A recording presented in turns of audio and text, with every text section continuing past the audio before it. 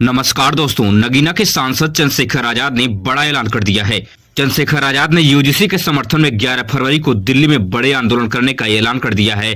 बड़ी तैयारियां शुरू कर दी है। यूजीसी कानून को लागू करने के लिए एससी, एसटी, ओबीसी समाज के लोग पिछले 10 दिनों से सड़कों पर संघर्ष कर रहे हैं।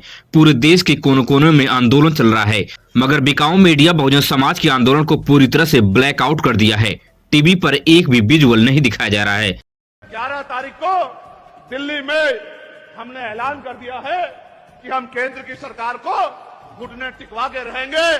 11 तारीख को अब कोई बातचीत नहीं होगी, अब संघर्ष होगा। अब कोई रास्ता बचा नहीं, अब नहीं बचा रास्ता। ये सरकार अगर हमारे अधिकारों को निगलने का काम करेगी तो हम भी। बिहार, दिल्ली, उत्तर प्रदेश, मध्य प्रदेश समेत दिल्ली के सभी यूनिवर्सिटी कॉलेजों में बहुजन समाज यूजीसी को लागू कराने के लिए सड़कों पर संघर्ष कर रहा है, मगर सवर्ण समाज के मुट्ठी भर लोग विरोध प्रदर्शन करने सड़कों पर उतर गए, जिसे सवर्ण मीडिया भरपूर कवरेज दिया, जिसका नतीजा यह हुआ कि सुप्रीम कोर्ट इस कानून पर रोक लगा दी। वहीं पर शंकराचार्य अवमुक्तेश्वरानंद ने योगी आदित्यनाथ पर बड़ा हमला बोला है।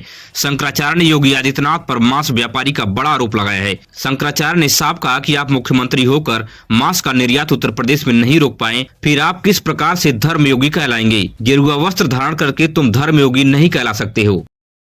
हमारे इनसे कुछ लेना देना नहीं था, ये तो बीच में आ गए कि मैं हूँ, तो भाई जब आ गए हो तो तुमसे निपट लें। अब तुमसे ज्यादा निपटने का इसलिए और आ गया कि तुम गेरुआ कपड़ा धारी होके अपने आप को मानते हो, योगी सन्यासी कहते हो। अब तुम जो है मांस का व्यापारी निकल गए, तुम जो है उसकी सैलरी खाने वाले निकल गए। ये तो बहुत ब्लंडर है।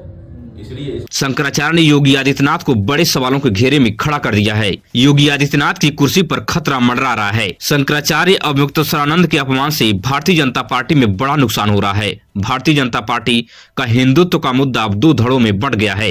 ये बात उठाई गई कि शंकराचार्य का पद संवैधानिक नहीं है। जी बिल्कुल। उत्तर प्रदेश के एक मुख्यमंत्री ने उत्तर प्रदेश सरकार की ओर से ये बात कही है।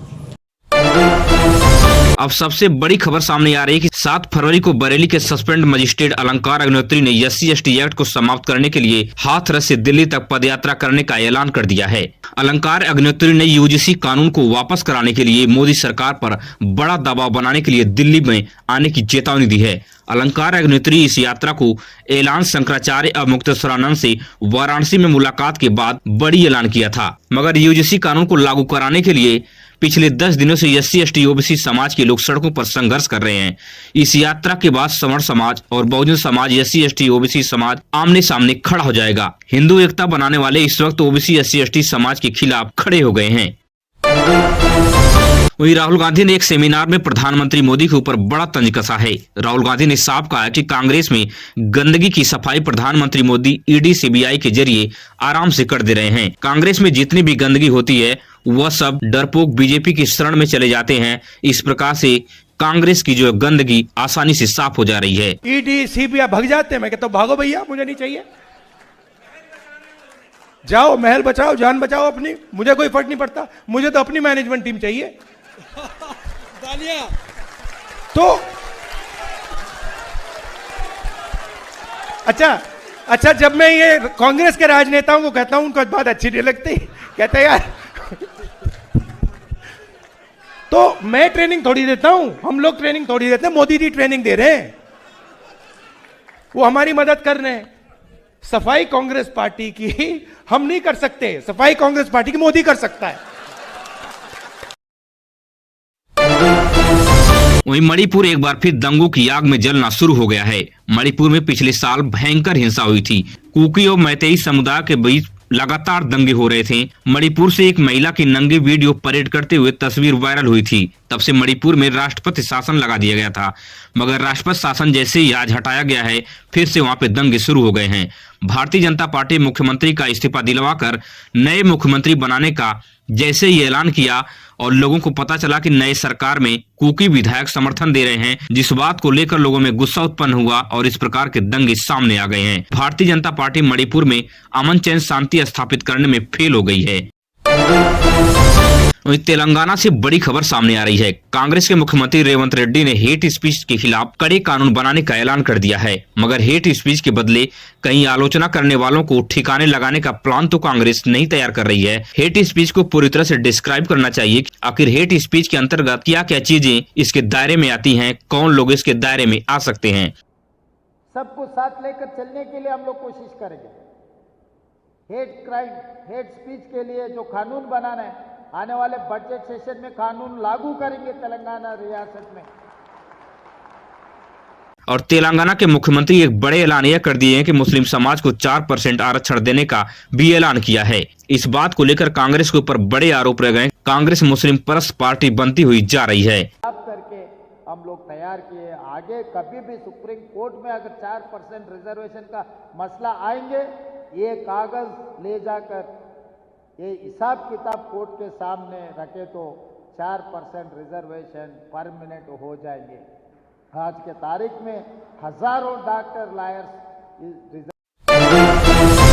वहीं पर असदुद्दीन ओवैसी ने प्रधानमंत्री मोदी पर बड़ा आरोप लगाया है। असदुद्दीन ओवैसी ने साफ कहा है कि प्रधानमंत्री मोदी ओबीसी समाज के होने का बड़ा दम भरते हैं, मगर यूजीसी कानून को पास क्यों नहीं करवा पा रहे हैं कि आखिर सुप्रीम कोर्ट यूजीसी कानून के ऊपर रोक क्यों लगाई है। प्रधानमंत्री मोदी की तरफ से कमजोर दलील दी गई, इसी वजह से सुप्रीम कोर्ट इस कानून पर रोक लगा दी है। भारत के आईन में इक्वालिटी, सब्सटेंटिव इक्वालिटी की बात करता है।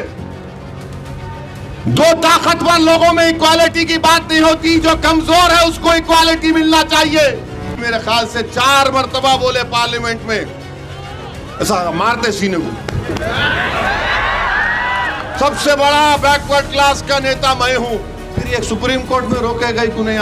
अगर यही रवैया रहेगा तो फिर SC/ST एट्रॉसिटीज एक्ट पर भी कभी ना कभी ये संघ परिवार के लोग इस पर भी रोक लगा देंगे। असदुद्दीन ओवैसी ने SC/ST एक्ट को लेकर दलित समाज को आगाह किया है। असदुद्दीन ओवैसी ने साफ कहा कि भारतीय जनता पार्टी अगर इसी तरह से सरकार में बनी रही तो ये लोग मिलकर दलित समाज को सुरक्षा देने वाले कानून SC/ST एक्ट को भी समाप्त कर देंगे। इस बयान के बाद भारतीय जनता पार्टी कई बड़े सवालों के घेरे में फंसती हुई नजर आ रही है। अगर आप भी देश और दुनिया से बड़ी खबरें देखने में दिलचस्पी रखते हैं तो हमारे इस चैनल को सब्सक्राइब कीजिए और वीडियो अपने दोस्तों रिश्तेदारों तक बेहिचक शेयर कीजिए।